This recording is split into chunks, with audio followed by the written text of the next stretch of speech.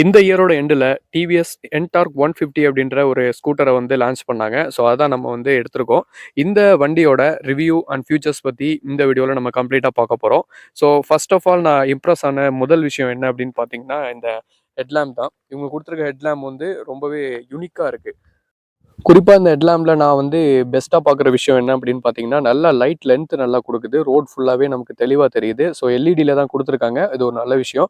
And பார்த்தீங்கன்னா, total பைக்குமே aerodynamic டிசைனில் வந்து நல்லா ஸ்ட்ரக்சர்டாக கொண்டு வந்திருக்காங்க. அது எனக்கு ரொம்பவே பார்க்க யூனிக்காகவும் ரொம்ப பிடிச்சிருந்தது. அண்ட் செகண்டாக எனக்கு பிடிச்ச விஷயம் என்னன்னு பார்த்தீங்கன்னா, இந்த ஹேண்டில் பார் தான். ஸோ இது வந்து நார்மலான ஸ்கூட்டருக்குள்ள ஹேண்டில் பார் மாதிரி இல்லாமல் நல்லா பைக்குக்கான ஹேண்டில் பாராக நல்லா வைடாக கொடுத்துருக்காங்க.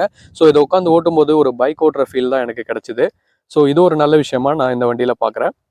அண்ட் இந்த ஸ்கூட்டரை பொறுத்த வரையும் இந்த கீ சிஸ்டம் வந்து நல்லாவே யூனிக்காக பண்ணியிருந்தாங்க. ஃபார் எக்ஸாம்பிளுக்கு நம்ம பெட்ரோல் போடணும்னா நம்ம வந்து முன்னாடியெல்லாம் நான் யூஸ் பண்ண ஸ்கூட்டரில் என்ன பண்ணுவேன்னா, நான் இந்த பின்னாடி இருக்க டிக்கியை ஓப்பன் பண்ணி தான் உள்ள பெட்ரோல் போடுற மாதிரி இருக்கும். ஸோ அந்த பிரச்சனை இப்போ இல்லை. எல்லாமே லாக்கிங் கண்ட்ரோலில் இருக்குது. ஸோ இதை வந்து நம்ம லாங் ப்ரெஸ் பண்ணி ஆன் பண்ணோம்னா இதை பார்த்தீங்கன்னா பேக் சைடில் பெட்ரோல் டேங்க் ஓப்பன் ஆகிடும். ஸோ பேக் சைடில் கொடுத்துருக்கனால நம்ம சும்மா டிக்கியை ஓப்பன் பண்ணி பெட்ரோல் பண்ணுங்கிற அவசியம் நமக்கு கிடையாது. இதே நீங்கள் வண்டியோட டிக்கியை ஓப்பன் பண்ணோம் அப்படின்னா நீங்கள் நார்மலாக எப்படி லெஃப்ட் சைடு திருப்பினீங்கனாலே இந்த வண்டியோட டிக்கிங்கிறது ஓப்பன் ஆகிடுது. இன்னொரு நல்ல விஷயம் என்னன்னு பார்த்தீங்கன்னா, இதில் கொடுத்துருக்க இந்த ஸ்பேஸ் தான். நல்லா வைடான ஸ்பேஸ் கொடுத்துருக்காங்க. அண்ட் இன்னொரு மைனஸ் பாயிண்டாக நான் பார்க்குற விஷயம் என்னன்னு பார்த்தீங்கன்னா, இந்த சார்ஜர் கேபிளை வந்து ஃப்ரண்ட்டில் கொடுத்துருக்கலாம். ஸோ உள்ளே கொடுத்துருக்காங்க. இது ஒரு டிஸ்அட்வான்டேஜாக நான் பார்க்குறேன். அடுத்ததாக ஒரு நல்ல விஷயம் என்ன அப்படின்னு பார்த்தீங்கன்னா, டூயல் ஏபிஎஸ் கொடுத்துருக்காங்க. உங்களுக்கு பார்த்தீங்கனாலே தெரியும். ஃப்ரண்ட் அண்ட் பேக்கில் பார்த்தீங்கனாலே ரெண்டுலுமே ஏபிஎஸ் இருக்குது வித் டிஸ்க்கு.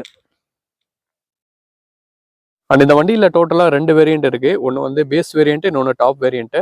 ஸோ நம்ம எடுத்துருக்கிறது வந்து பேஸ் வேரியண்ட்டு தான் எடுத்திருக்கோம். ஏன்னா நமக்கு வந்து டாப் வேரியண்ட்டில் கிட்டத்தட்ட 50க்கு மேலே ஆப்ஷன்ஸ் இருக்குது. ஸோ அதில் வந்து 2ஆக பிரிக்கிறாங்க. ஒன்று டிஎஃப்டி, இன்னொன்று நான் டிஎஃப்டி.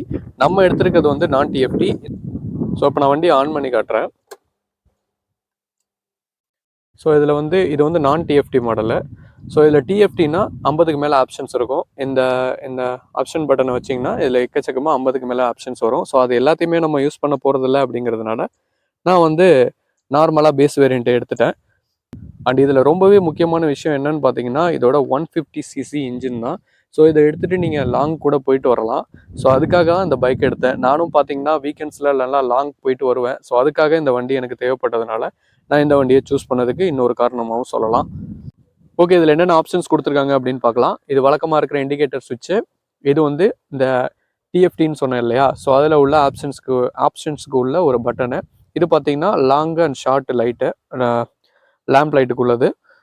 அண்ட் இந்த ஒரு விஷயம் பார்த்தீங்கன்னா, அதாவது கியர் வண்டிக்கு இருக்கிற மாதிரியான ஒரு பிரேக் அட்ஜஸ்ட்மெண்ட்டோட ஒரு விஷயம் கொடுத்துருக்காங்க. ஸோ இந்த சுவிட்ச் எதுக்குன்னு நான் நினைக்கிறேன் அப்படின்னா, நீங்கள் வண்டியை வந்து ஆஃப் பண்ணதுக்கப்புறமா இதை நீங்கள் ஆஃப் பண்ணி வச்சுக்கலாம். அதுக்கப்புறம் நீங்கள் செல்ஃப் எடுத்தாலும் எடுக்காது. ஏன் அப்படி வச்சுருக்காங்கன்னு நான் நினைக்கிறது என்ன அப்படின்னு பார்த்தீங்கன்னா, குழந்தைங்கள்லாம் நமக்கே தெரியாமல் டக்குன்னு இதை வந்து ஸ்டார்ட் பண்ணிவிடுவாங்க. ஸோ அதுக்காக கூட இதை ஆஃப் பண்ணி வைக்கிறதுக்கான ஒரு ஆப்ஷன் கொடுத்துருக்காங்க. இது ஒரு நல்ல விஷயம். அண்ட் இதில் இன்னொரு நல்ல விஷயமா நான் பார்க்குறது என்ன அப்படின்னு பார்த்தீங்கன்னா, உங்களுக்கு 7 செகண்டுக்கு மேலே வண்டி ரன்னிங்கில் நிற்கிது, நீங்கள் மூவ் பண்ணாமல் இருக்கீங்க, பட் வண்டி வந்து ரன்னிங்கில் இருக்குது அப்படின்னு பார்த்தீங்கன்னா, ஆட்டோமேட்டிக்காக இது ஸ்டாப் ஆகிடுது. இது எதுக்காக கொடுத்துருக்காங்க அப்படின்னு பார்த்தீங்கன்னா, பெட்ரோல் சேவ் பண்ணுறதுக்காக இதை அவங்க இன்பில்ட்டாக கொடுத்துருக்காங்க. இதோட டேங்க் கெப்பாசிட்டி பற்றி சொல்லணும்னா 5.8 லிட்டர் டேங்க் வந்து இன்பில்ட்டாக கொடுத்துருக்காங்க. இந்த வண்டியோட எக்ஸாக்சஸ் சவுண்ட் எப்படி இருக்கும் அப்படின்னு சொல்லிட்டு நிறைய பேர் கேட்பீங்க. ஸோ அவங்களுக்காக நான் இந்த ஆன் பண்ணி காமிக்கிறேன், நீங்களே பாருங்கள்.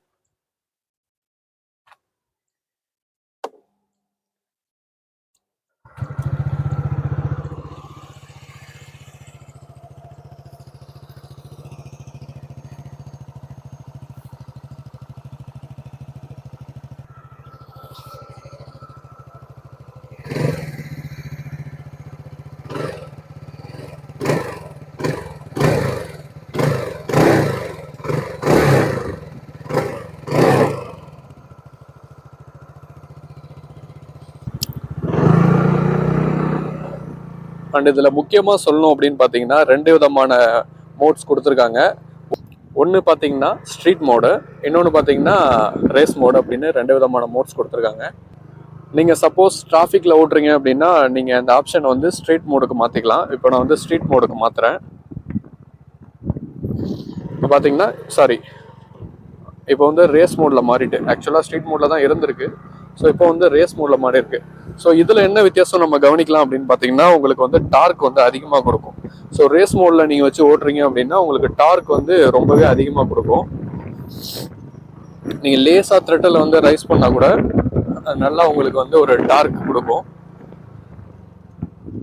ஸோ இப்போ வந்து நான் ஸ்ட்ரீட் மோடுக்கு மாற்றுறேன். ஸ்ட்ரீட் மோடுக்கு இப்போ மாறிட்டு, ஸோ இப்போ வந்து பார்த்தீங்கன்னா டார்க் வந்து ரொம்ப கொடுக்காம ஓரளவு டிராஃபிக்கில் மேட்ச் பண்ணுற அளவுக்கு உங்களுக்கு வந்து த்ரெட்டில் ரைஸ் பண்ணும்போது உங்களுக்கு அந்த ஃபீல் கிடைக்கும்.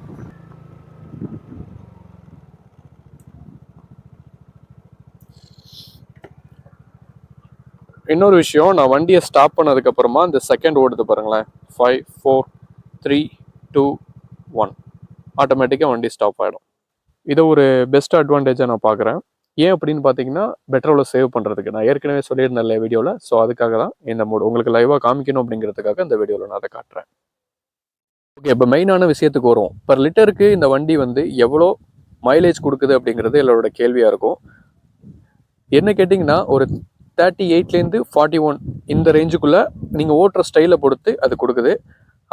கரெக்டாக சொல்லணும் அப்படின்னு பார்த்தீங்கன்னா, ஒரு 38லேருந்து 41 கிலோமீட்டர்ஸ் பர் லிட்டருக்கு நீங்கள் எக்ஸ்பெக்ட் பண்ணலாம். அது நீங்கள் ஓட்டுற ஸ்டைலை பொறுத்தது. ஸோ இந்த வண்டியோட ப்ரைஸ் எவ்வளோ அப்படின்னு பார்த்தீங்கன்னா, ரெடி கேஷாக நீங்கள் எடுத்திங்கன்னா 1,30,000 வருது பேஸ் வேரியண்ட்டு. நீங்கள் வந்து அட்வான்ஸாக இன்னும் கொஞ்சம் ஃபியூச்சர்ஸோட எதிர்பார்க்குறீங்க அப்படின்னா ஒரு 1,40,000 உங்களுக்கு வரும். கைஸ், இந்த வண்டியை பற்றின ஃபியூச்சர்ஸ் எல்லாத்தையும் ஓரளவு கவர் பண்ணியிருக்கேன் அப்படின்னு நினைக்கிறேன். ஏதாவது விட்டுருந்தேன் அப்படின்னா எனக்கு கமெண்ட்டில் கொஸ்டின்ஸ் கேளுங்க, நான் அதுக்கு ஆன்சர் பண்ணுறேன். அண்ட் இன்னொரு முக்கியமான விஷயம், நீங்கள் மைலேஜ் ரொம்ப எக்ஸ்பெக்ட் பண்ணுற பர்சனாக இருந்தீங்க அப்படின்னா இந்த வண்டி உங்களுக்கு செட் ஆகாது. ஏன்னா இது 150cc செக்மெண்ட்டில் வரதுனால உங்களுக்கு ஆவரேஜாக பார்த்தீங்கன்னா பர் லிட்டருக்கு 38 to 40 கிலோமீட்டர்ஸ் தான் நீங்கள் எக்ஸ்பெக்ட் பண்ணலாம்.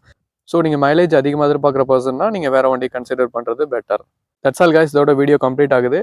உங்களுக்கு வீடியோ பிடிச்சிருந்தா லைக் பண்ணி சப்ஸ்கிரைப் பண்ணுங்கள். யாராவது என்டார்க் 150 வாங்குற ஐடியாவில் இருந்தாங்கன்னா அவங்களுக்கு இந்த வீடியோ மறக்காமல் ஷேர் பண்ணிவிடுங்க.